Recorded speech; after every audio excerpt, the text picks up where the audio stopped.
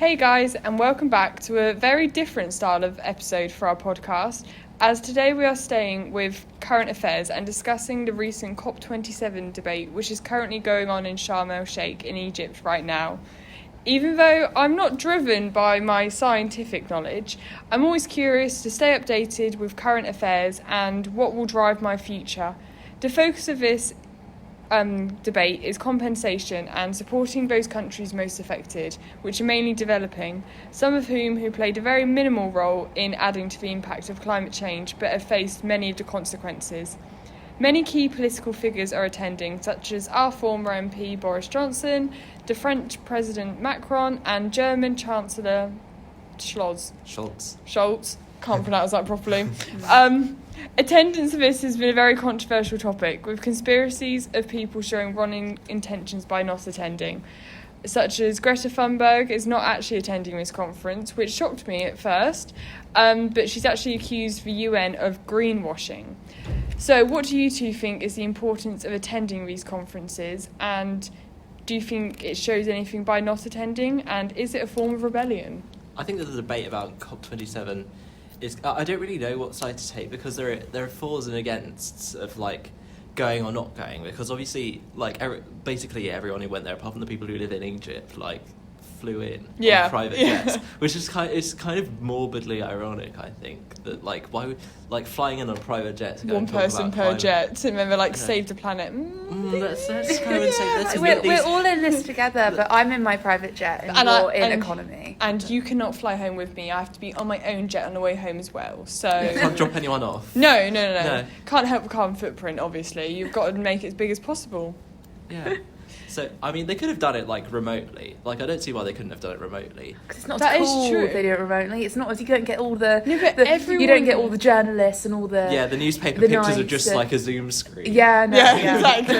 But honestly, everyone does so much via Teams now. They could have easily done it via that. And take it, like, 10 times as long. But now they're like... actually, let's just make the carbon footprint even bigger and get everyone over in private jets, because that's going to solve it, isn't it? Yeah, definitely. Sorted. Why don't we add more? Yeah, just keep adding, because let's all have a private it's messed jet. Up already, because might as well add to it, but then we're all going to discuss it and pretend we're going to fix it. Yeah.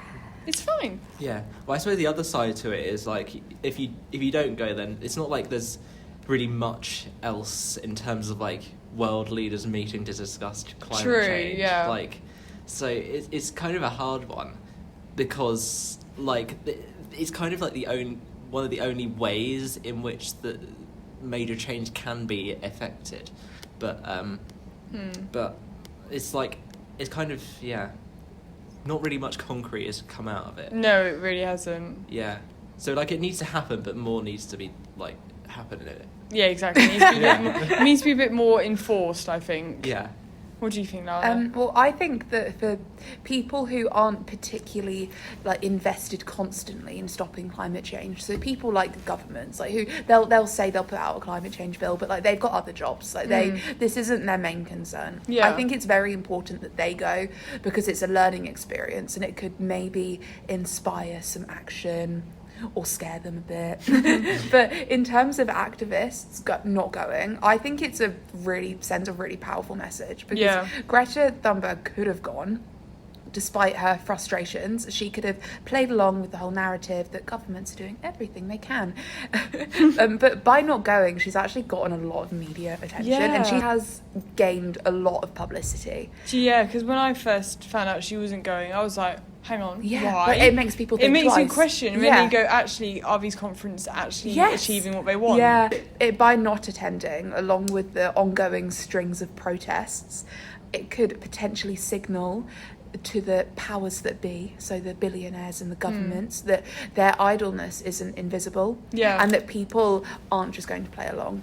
And people are going to notice that they're not doing anything. Yes. They're going to start questioning it, and then they're going to have to address it, which hopefully should work.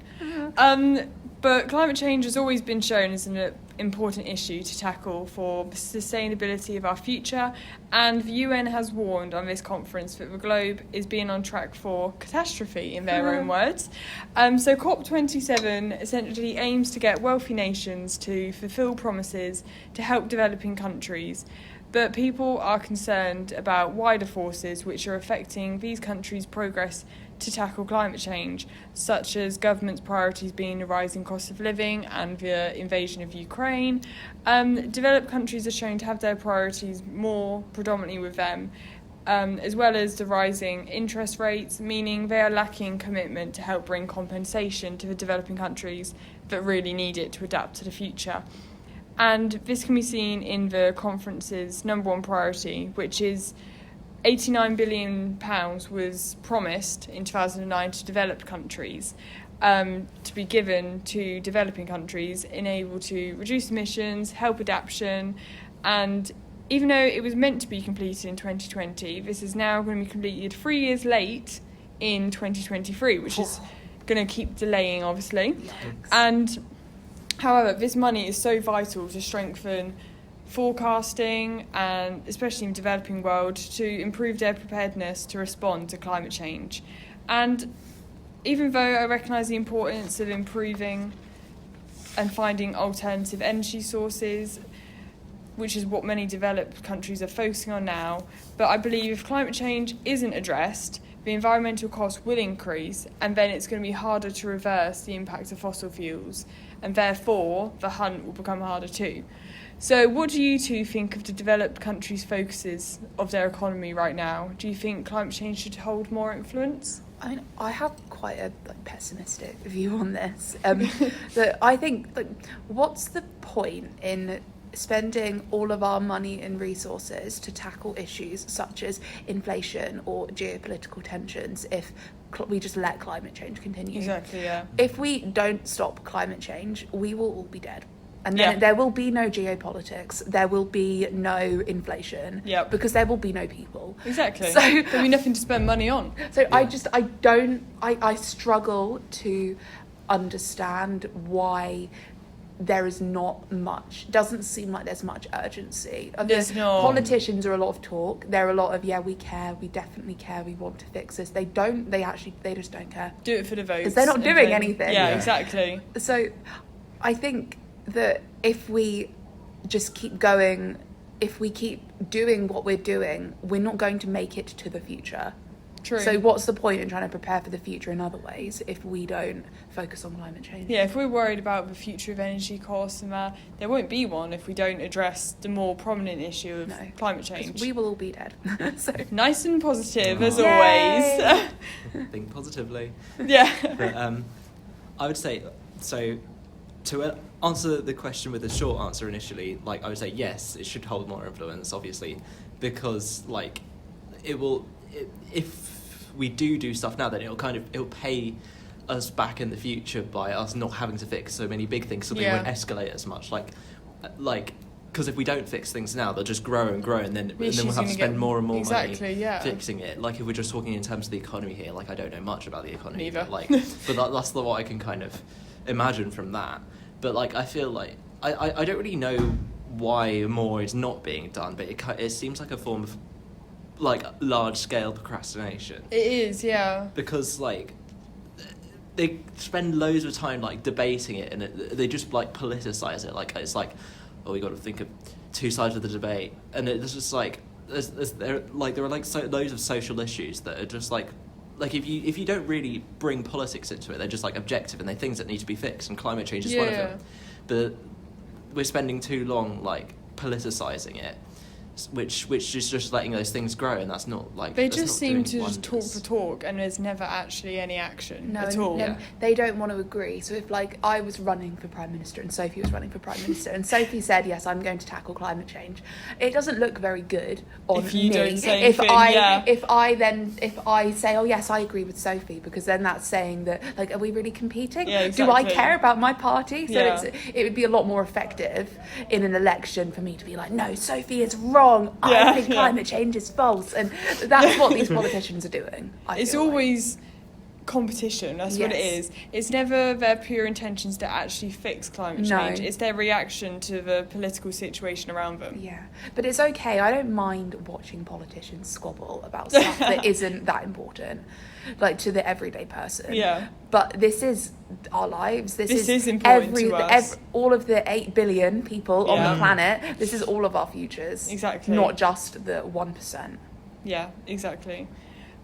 So recent events have highlighted the need to address climate change, like you said, Lana, of the growing issue. And countries have shown their worries in this in the conference.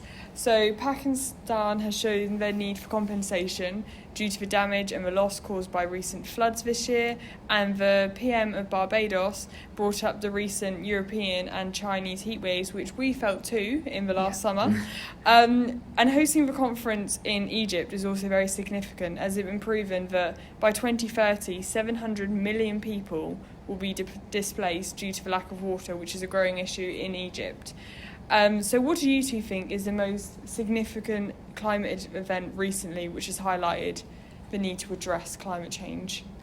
So, I mean, I couldn't think of a particular event apart from COP27, but apart from that, I think that just overall people are starting to notice more the differences in how, like, rich countries experience climate impact as opposed to poorer countries. Yeah. Because of the poorer countries who inevitably tend to not have contributed as much to like the greenhouse effect, but they feel it more. They feel worse. Yeah, exactly. That's what I was saying. Like, developing countries and developed countries, obviously we're going to be producing much more emissions, greenhouse gases, we're contributing to the enhanced effect, whereas developing countries or even low-income countries have very little emissions, but they are getting the worst consequences out of this. I read that in, like, an article online this morning, actually. Yeah. Nice up to date. Yeah, exactly. It was just like, it is a comparison between Oxford and Delhi, and it's like Delhi's so much hotter than Oxford, and it's kind of like. Is there any significance between why they picked Delhi and Oxford? It was a person who lives in both Oxford and Delhi. Ah. So yeah, it wasn't just two random. Yeah. But I remember it saying in Delhi, like, the temperatures have become so high that, like, people's status and, like, wealth is, like, measured on how often they go outside. Like, if they go outside more, then they tend to have they tend to be poorer. It's almost as if, like, we're going back to, like, medieval times, yeah, or like Victorian times, when if you had, like, lighter skin, that was seen as you must be richer because you don't go outside, so you're not like tanned or sunburned. Exactly. Whereas if you're tanned or sunburned, it means you spend all your day outside working. We're going to start like measuring wealth based on how often you can put the air conditioning on. Yeah, exactly. But yeah. What would you say, Lana? Well, I think that, for me personally, following the ongoing destruction of coral reefs always really shocks me, because we talk all the time in school, and I remember even in year 4 having lessons about, like, the rainforest and deforestation and climate change, but we say that our coral reefs are like the rainforests of the ocean, and they are undergoing a lot. But they are undergoing just as much stress as the rainforests They've been bleached constantly. And they contribute a lot to minimising the atmospheric carbon. Yeah. So I think they're very important. And I also personally think that coral reefs are one of the most beautiful ecosystems on the planet. And it's really horrid looking at pictures of a beautiful, colourful coral reef and then looking at one a few years later, as Sophie said, which has been bleached by acidification and warming seawater. And so that means it's lost all its colour and it just kind of slowly dies. And in addition to being so stunning, as I said, coral plays a major yet unsung role in protecting coastal communities and from reducing the carbon that we breathe in and that we feel every day. On the topic of protecting coastal communities, coral kind of acts as a natural wave break. So if there's a big storm, it can mitigate the impact and the immediate impact on the coast. Yeah. So it's almost like having a giant seawall. And that means that places at low sea level, especially in countries which are less developed and have less infrastructure, do not feel the damage of storms to such an extent that they would if there was no coral. And because of the destruction of coral reefs and then also the climate change causing sea levels to rise, we are seeing even more climate refugees from coastal communities. And it's not like they're moving because, oh, it's a bit hot where I live and I want to be somewhere They've got colder. no choice. They literally, their homes are flooded, their whole lives are just gone. They're being forced out. Yeah. That's already been seen. I know that one of like most at-risk countries like Barbados, because most of it, and like the Maldives, they're all so low-lying that they're going to be the most threatened. But even very developed countries, as we said, they've tried to show their interest in helping tackling climate change, such as the conference in 2021 in Glasgow, which intended to, quote-unquote, phase down the use of coal and having a reduction in methane emissions of 30% and no deforestation by 2030, which I think is quite ambitious, to say the least. Topic of coal really quickly. I was watching a documentary about Donald Trump and about his rise to running for US president, and one of his things which he talked about, and I don't know enough about this, but he was getting some money from someone to promote this new thing called, quote-unquote, clean coal. So, so some big coal companies in America basically realised that coal is not going to sell for much longer because people know it's bad. So they drummed up this whole lie about, oh no, we're cleaning the coal, we're removing all the bad stuff. And so Trump would literally go on stage at political rallies with all his impressionable followers and tell them that clean coal is the future. Wow. This is why nothing is being done. Yeah, because apparently there's a thing called clean coal now. I haven't even heard Neither did I. You just get a bit of coal, remove the bad stuff, and voila. Wash it with water. Exactly, all sorted. Then it won't harm the environment. Exactly. And this can already be seen because only 27 out of 193 countries have updated their carbon cutting emission plans, meaning the rise in temperature will still be 2.7 degrees, which is 2.7 too many. Europe and the USA have also agreed to a formal discussion on compensation to developing countries, but like we said, that's no full commitments have been made in actually providing the cash. I believe there needs to be a greater emphasis put on reaching these targets, otherwise people and countries will just believe they can continue to dodge these forever. So what do you think about putting more emphasis on these targets? I think it's important to put more emphasis on the targets, but it also feels like governments are spending more time making the targets. Like they are just to make a really impressive sounding target, like we are going to limit heating by 1.5 degrees, which was the one that they came up with years ago. And it seems like they almost put more time and effort into making and promoting these slogans than they do actually spending money on implementation of them. So I would much rather that there's no more climate targets and that we actually just commit what we've already signed up to. I think the countries should have their own individual morals on what they want to do to climate change. Like, not having to follow, like, we have to cut it by this and this and this. Surely countries should be like, this is the greatest thing facing us. Yes. So we'll focus on that first, and then we'll help our neighbours. Yes, because everyone needs to do some work, but then it's also there are countries that they're not really emitting much, or that they just do not have the resources. Exactly. But if we're just arguing over, well, who's going to pay for the developing world, who's going to help them, like if we argue over that, we're not going to be fixing the problems. You're procrastinating even more. So I think that I get really frustrated when I read or watch works from educated figures such as David Attenborough, who has literally been lamenting for years about how if we don't stop climate change, the world will be and is irreversibly damaged. Yeah. And despite voices from people like him who actually know what he's talking about, people with power continue to stick their heads in the sand and tell themselves that by making up all of these airy-fairy slogans about we're going to cut this and we're going to spend this, they're doing enough, but it's clear that they're not. They're really not, no.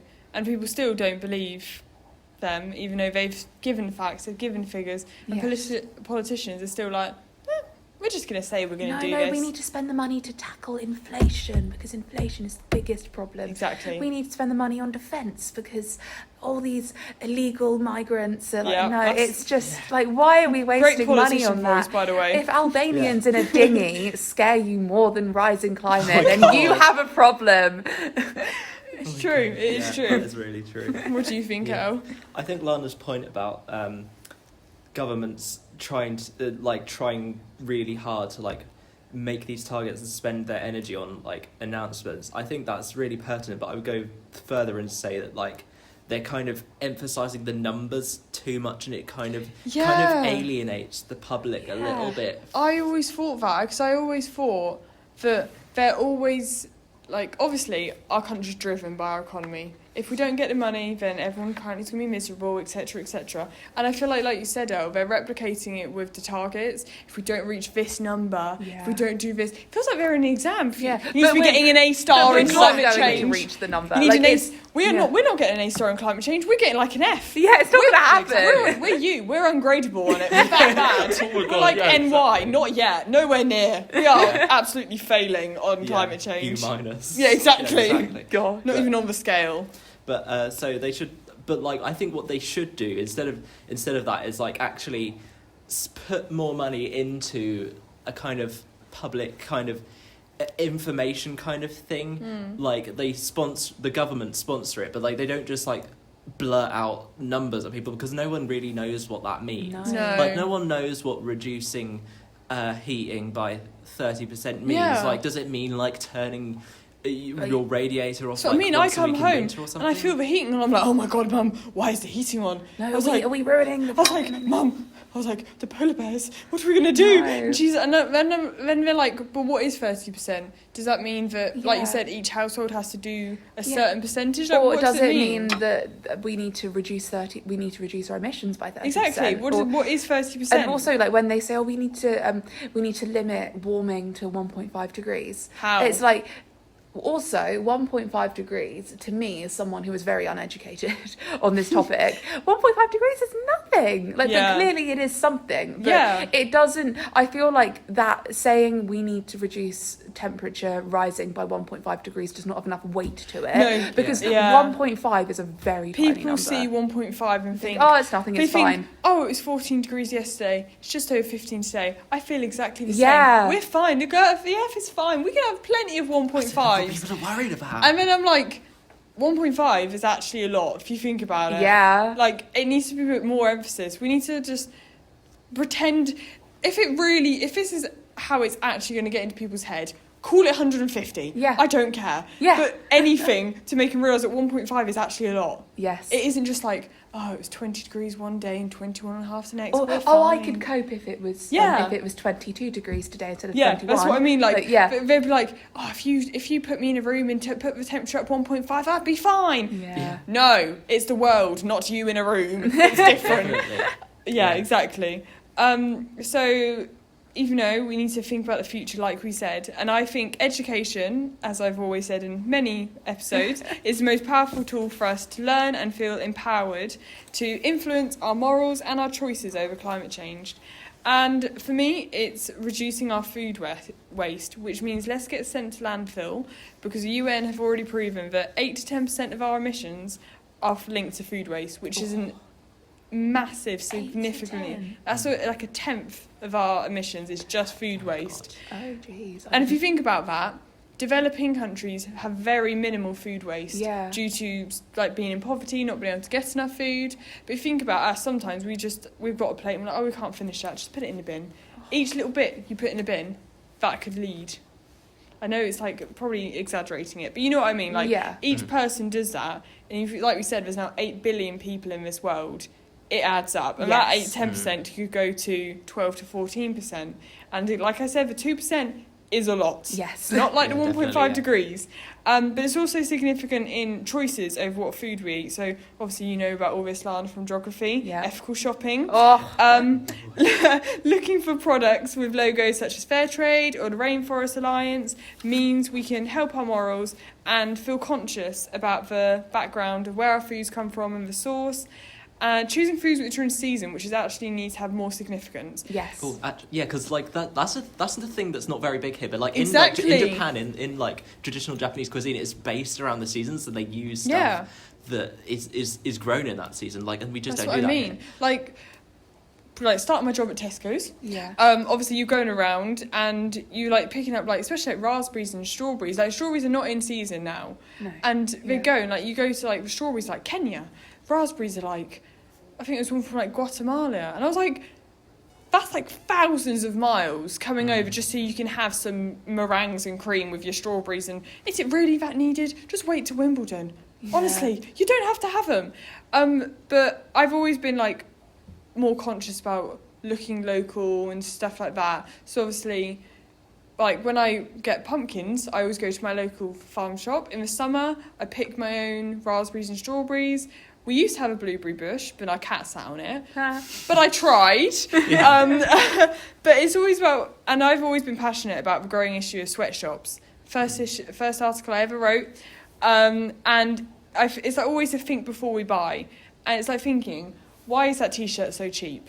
Yeah. And like the extensive use of water in like producing clothing is astronomical. Like there's 3,781 litres in a pair of jeans. Yeah. Like mad. So, like I've said, use your local charity shop more, reduce, reuse, and believe me, you can wear that outfit more than once. Someone can see you in that t-shirt more than once. Yeah. I hate it when people are like, oh my God, no, they saw me in that dress 2 years ago. Are you kidding me?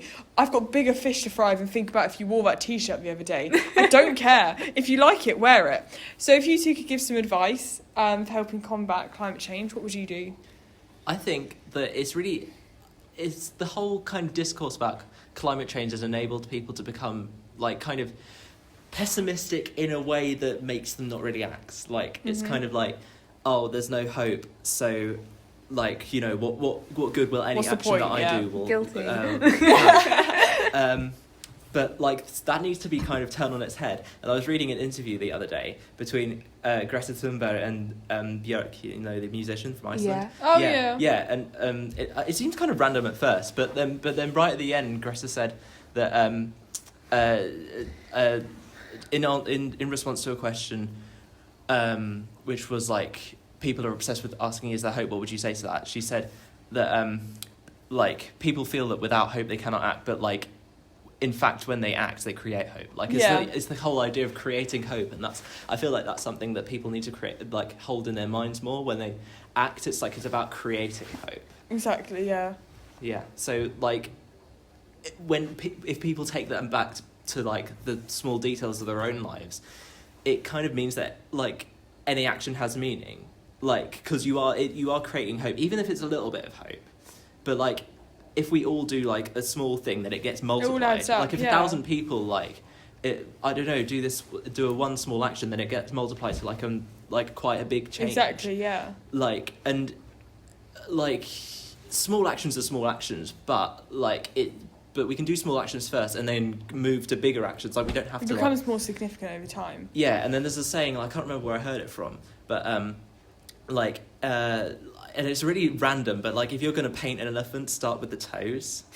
It's like the weirdest thing ever, but like you got to like start with the smallest things and then work your way up. Yeah. Yeah. So like things like a diet, like going meat free, like people perhaps worry that like, I have to give up meat entirely, I have to go vegan overnight. No, it's just reducing how much you consume. Yeah, you could like only eat meat at like weekends or 3 times a week or something, and then work your way up. Yeah. Well, yeah. Yeah, well, I mean down in terms of you know what I mean, like, up in veggie meals. Yeah, that's what I mean. What would you say, Lara? Well, I think it, as Earl's kind of touched on, it takes a certain amount of discipline and self-control to enforce a stricter lifestyle overnight. It's really easy to see why people are scared by the idea of making a commitment. And for me, it really disheartens me when I think about, I could commit to not eating meat, I could commit to this. But then Jeff Bezos owns a $48 million private jet. And I just think, well, what's the point? Like, why would I bother? Another thing that I've discussed with people is the lack of motivation to change their lifestyles when they don't personally see the benefits, because we're all selfish creatures after all.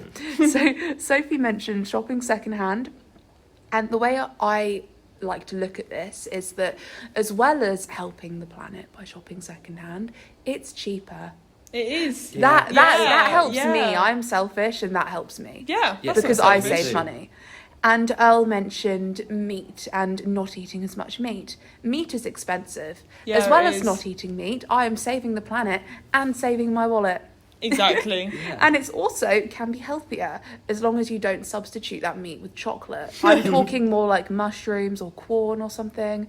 But If it's fair trade chocolate, though, that's okay. Yeah. But you're still reducing your emissions and you're helping yourself. I can't lose it. No. I can't lose my So- chocolate, Lana. No, do not promote that. So I think it's very important to not set yourself really lofty targets of saying, I'm going to swear off using cars. I'm never going to have a bath ever again. Live off the land. I'll only have 10-second stone cold showers.